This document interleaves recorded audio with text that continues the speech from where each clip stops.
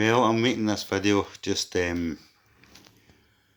warn people not to be a victim like myself through companies that profess to do professional work on campervan conversions and then fleece you out of £14,000. So I just want to make a video, man, just to warn you all. And I hope, man, it goes viral, because it's taking me to a place that's really dark with my mental health.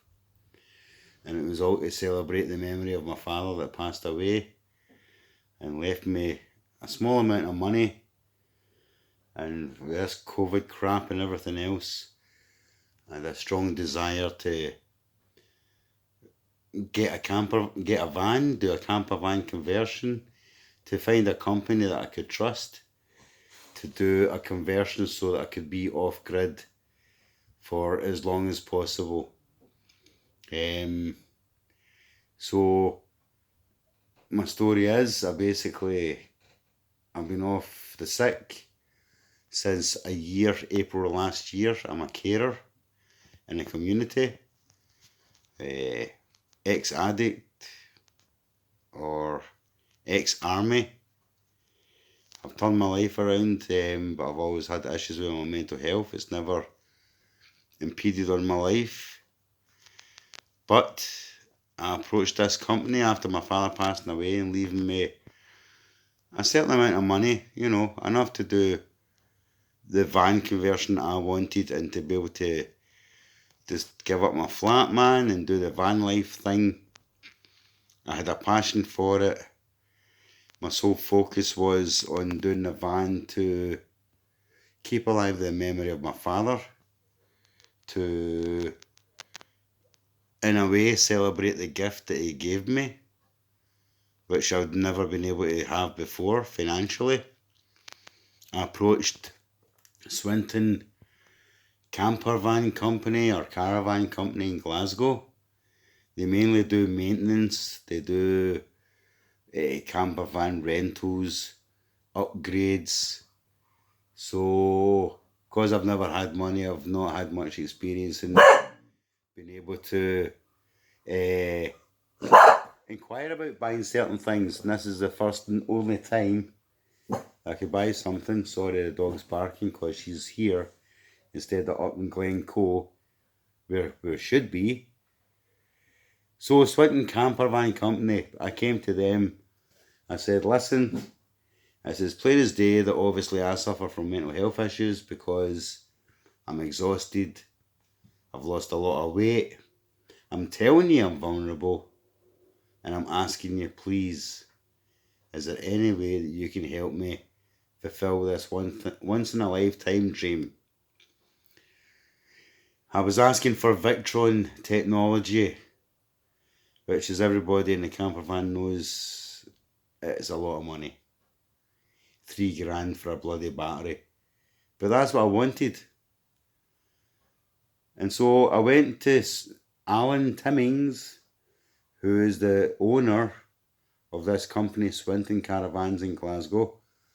I said, listen, you obviously can see that I'm not in the best of conditions. I suffer from mental health. I've just lost my dad. I'm on the sick. Had a bad separation from my partner. So all in all, I was kind of pretty screwed. But I said, I want to fulfill a dream that I've had for years, and it's a camper van. I've got £8,000 to £10,000 budget, which was a wee bit naive, but it doesn't matter. I said, I'm looking for a van that can be off-grid most of the time. I want all my components to be Victron for my solar, for my battery. I'm wanting the very basic wiring for lights, for sockets, for USBs. I don't want the only fancy stuff I want is the Victron. Out with that, I'm doing all the fitting out, the joinery myself. And it was a very simple shell that I brought to them. And it should have been a very simple situation. I sat down with Allen Timmins and his son David. We went through the van for about an hour and a half, and I told them my wish list, regardless of what I thought the budget was. And Allen Timmins' behaviour was, his head was fried with it because he's older, but he figured his son would know what I was talking about, which he did.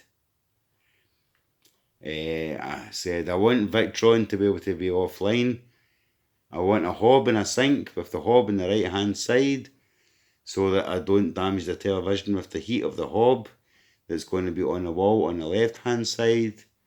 I want all my electronics to be in a garage space, the water pump in the garage space, through my boiler.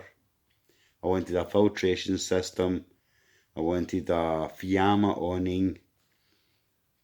Bearing in mind I've already spent $14,000 to buy the van, $800 for new discs and brakes, $1,000 for Goodrich off-road tyres, $600 for the windows, $500 for extra locking mechanisms, $1,300 for a full-size fridge freezer specifically made for the camper van. So I figured that they had a good enough brief of what I was wanting. Allen Timmins got back to me, let's just say for after a month. He said, Aaron, I've costed all your parts. Too many to go through, but it's $5,000. And I thought, well, he's a big company, he's busy. On the face of it, it seems as if I can trust him.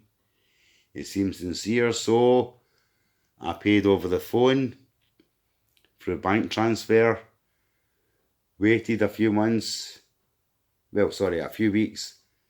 got a call, right Aaron, you've made the payment in May the 8th, now it's June, early June, we can take your van in. I said, well, there's some prep work I need to do so that at least you have a visual of where most things want to be going.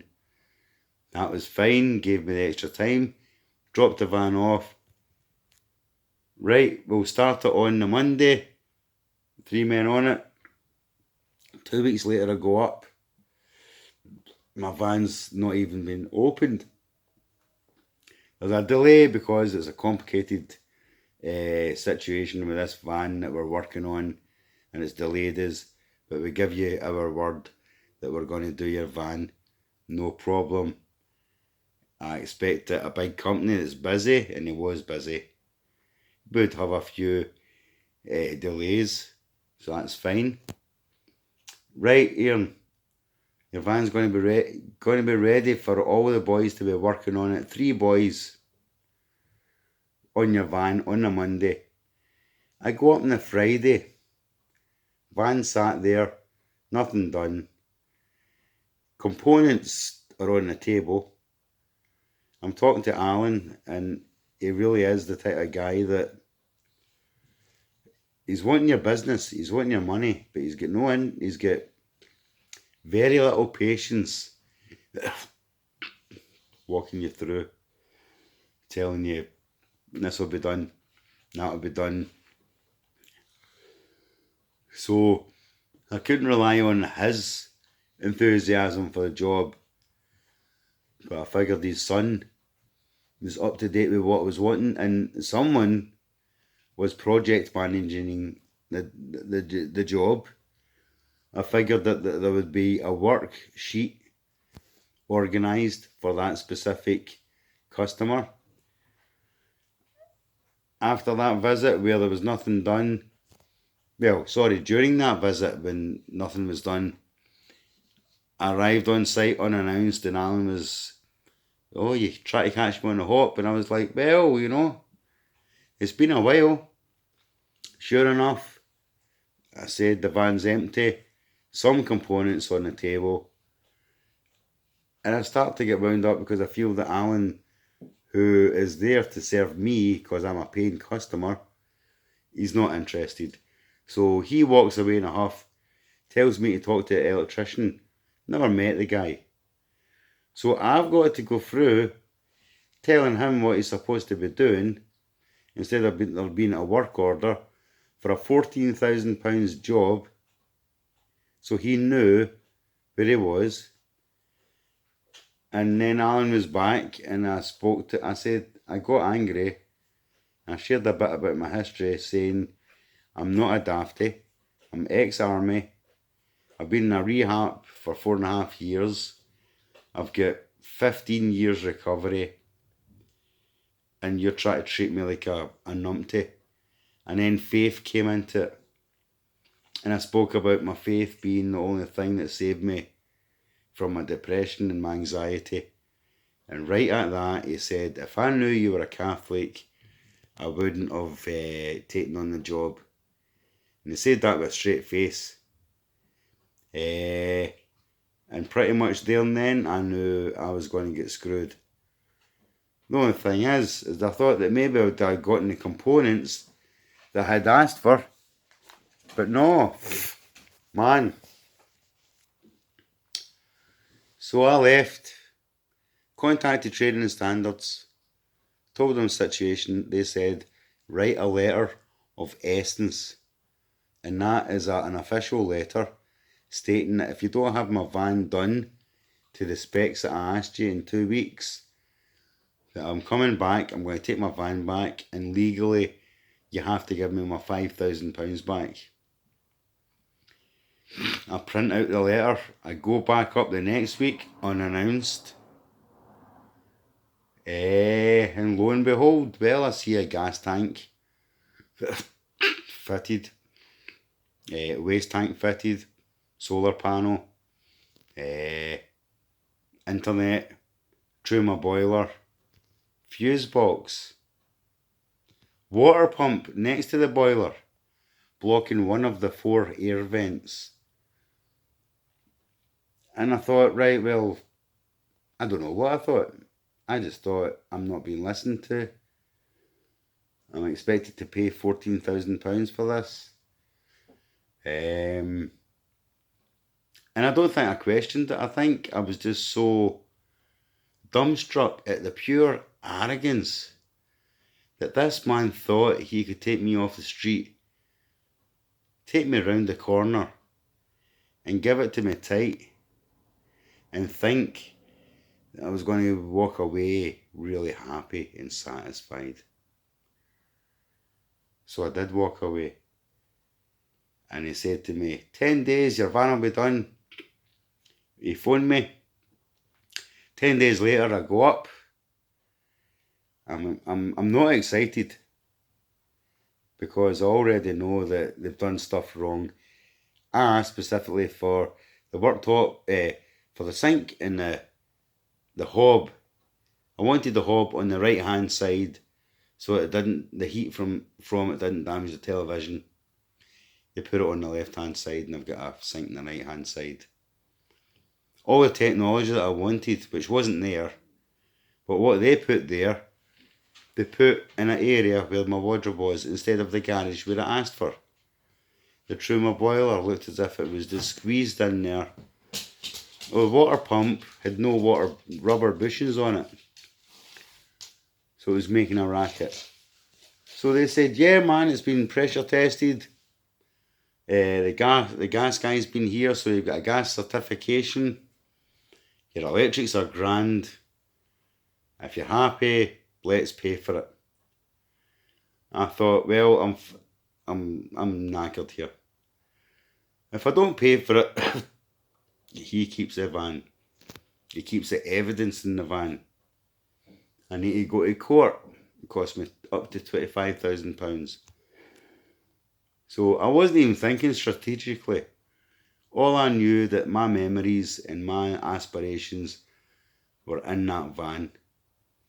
So I wanted the van back and I would deal with the rest of the crap later. Take the van back, pay my £9,000. For the £9,000, I got a receipt that I paid £9,000. I got the gas safe certificate and I got another piece of crappy paper. I didn't get a year's warranty on the work. Never talked through the systems, never talked through how to set up my warranties for the technology in the van. So took the van home, filled up my water tank, which is 120 litres. I probably put about 40 litres in it. Pressurised the system. The pipes that supply your shower weren't capped, so straight away water was pouring through it. Capped them off. Went to look at the water pump. The water pump's leaking. It's only hand tightened the threads. I tighten them with a spanner. There's leaks because nothing's been pushed home. No pressure test system. Operate the boiler. Boiler works great. But when I turn on the cold tap, hot and cold comes, the racket was crazy. Sucking in air from wherever the leaks were. I did take it back up to him to get him to fix a water leak, so at least I could go away in a break in the van, even though I was in a piece of crap. And then came back home, realising that the battery only lasted me 5 hours after a 4-hour charge up at Glencoe. I then realised I had to be in a campsite to get a hookup. 10 days I was there up in Ullapool. I was on hookup for 10 days. I tried it twice after a full day charge, to unplug it and see how long the battery, 110 amp lithium battery, would last to run a fridge freezer, single light, water pump, and the Truma boiler on a very rare occasion. Twice, 36 hours the battery lasted for. I wanted 100 hours plus. Shared the story with a lot of people. They were disgusted. Came back home, and remember I've been in touch with Trading Standards, brought them up to speed, got in touch with a lawyer to send them a letter. I haven't approached them yet, so I've sent him a letter. This is only one video. I'm going to do a second video that is more in depth. You're going to see visually what it looks like. You're going to see a professional's report on the shit they gave me versus what I'm getting now.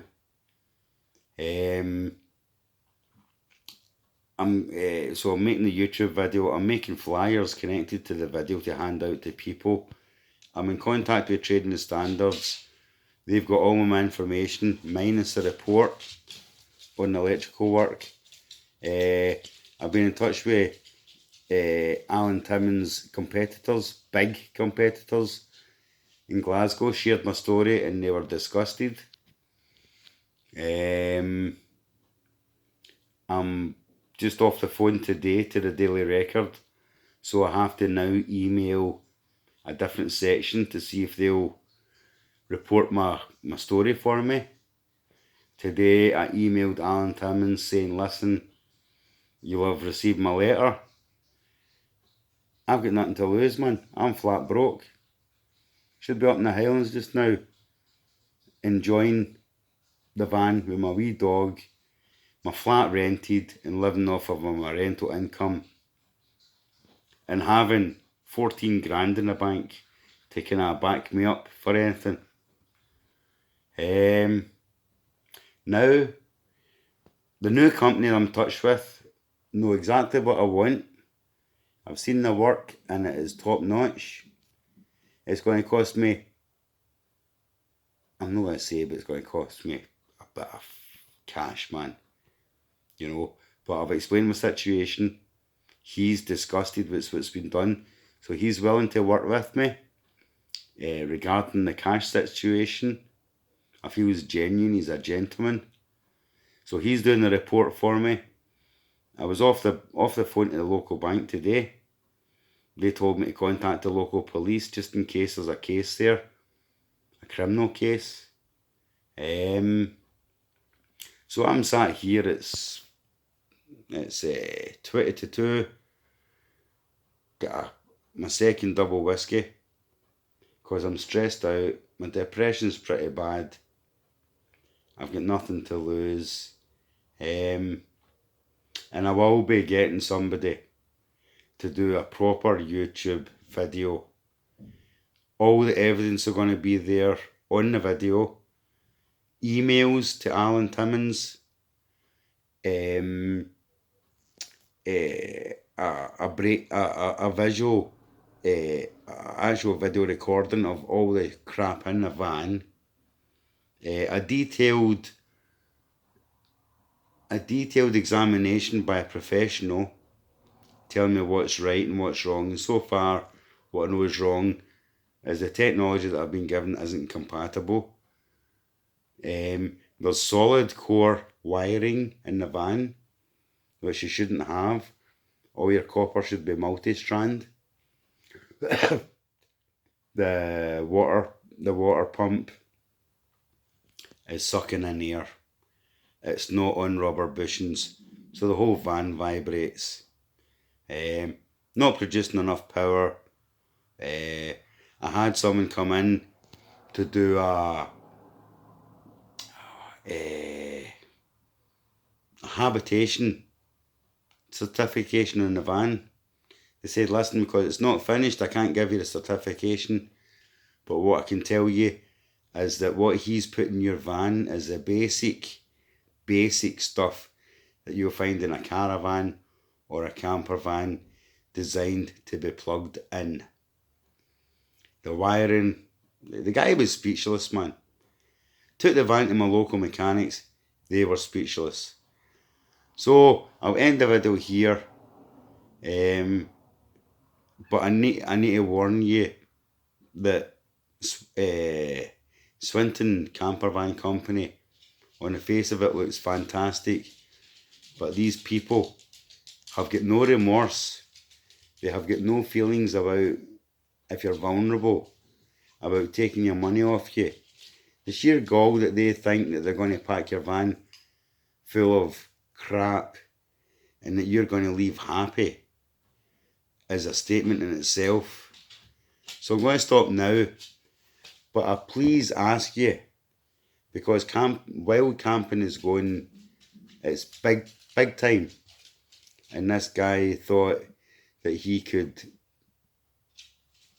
overstep not just one line, man, but so many. I'm trying to keep my head, I'm trying to maintain my mental health. I just plead with you, there's more suitable companies out there. Just be cautious of the smiles and the crap. So I wish myself a lot of luck, because if I can't achieve this aspiration of mine, I really don't know where I'm going to be mental health wise. I'm having to consider selling my car to finance the new company. I'm having to consider giving up my flat, moving in with my mum, so I can rent my flat to get a rental in order to pay for my van getting done. So instead of celebrating this summer with wee Mo, I'm stuck in sunny bloody Irvine with the prospects of not enjoying my van, if I do, next summer. So I'll sign off to now, but I hope you don't enjoy the video. Hope it makes you sick to the stomach and that you share it with everybody, because I'm not letting this go, not a chance, man. If he's going to destroy me, I've got to take him down with me. And I'm not a macho guy, I'm not a fighter, but man, you cannot get shat on like this and walk away smiling. Okay, thanks for your time. Cheers.